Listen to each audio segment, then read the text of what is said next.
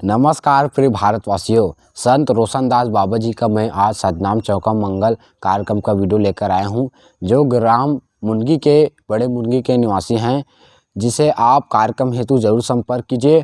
और बहुत अच्छे हमारे सतनाम चौका पंडित जी के द्वारा कहते हैं और इनके समस्त कलाकार बहुत अच्छे हैं। दोस्तों, आप इन्हें कार्यक्रम हेतु जरूर संपर्क कीजिए। और गुरु घासीदास बाबा जयंती की आप सभी को ढेर सारी शुभकामनाएं। बाबा जी से यही प्रार्थना है कि आपके जीवन में अपार सफलता हो, आप ढेर सारी खुशियों को पाएं। और हमारे चैनल को सब्सक्राइब कीजिए दोस्तों, इसी तरह अच्छा वीडियो देखने के लिए बहुत बहुत धन्यवाद।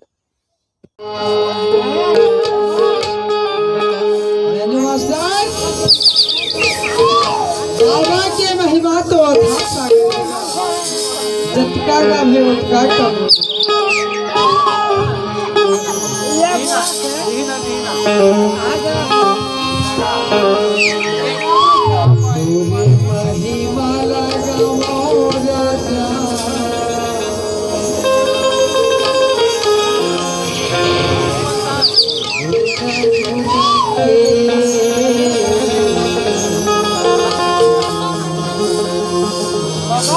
जगती राजा राजा मुर्गा